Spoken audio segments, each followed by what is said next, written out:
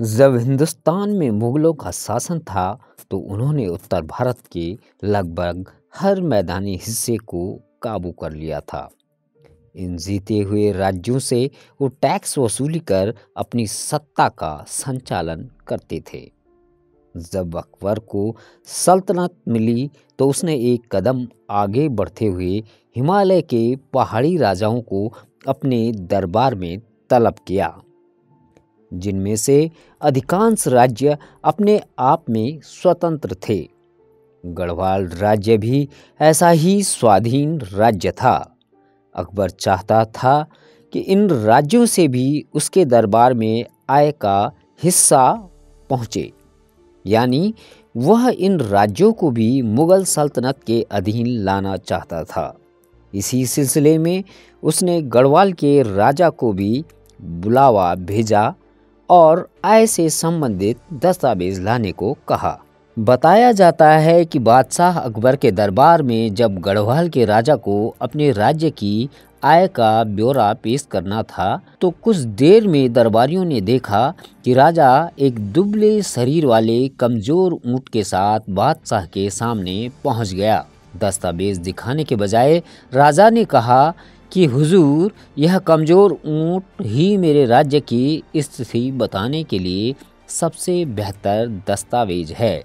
इसकी तरह ही मेरे राज्य में तीखे पहाड़ और ऊंची नीची घाटियां हैं जो बेहद गरीब हैं।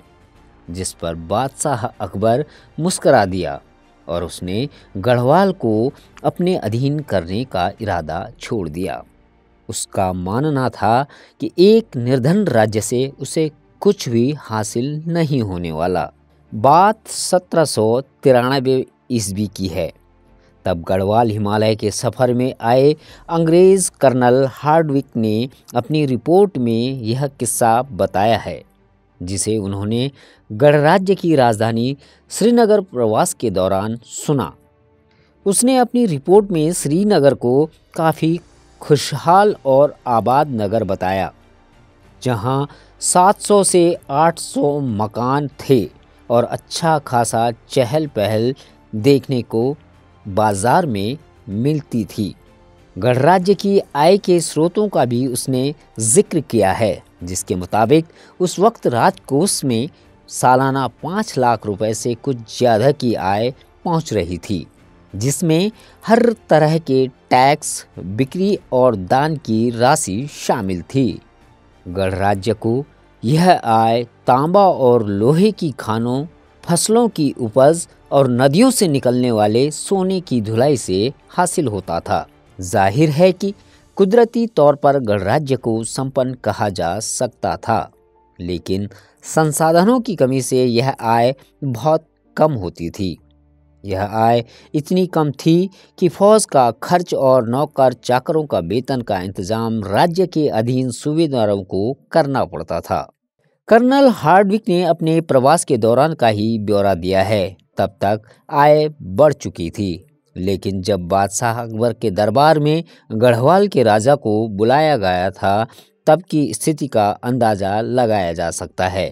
हालांकि रिपोर्ट में राजा का नाम नहीं बताया गया है, लेकिन ऐतिहासिक दस्तावेजों में गढ़वाल में राजाओं के कार्यकाल को देखें तो अकबर के समय श्रीनगर में राजा मानशाह गद्दी नशीन थे।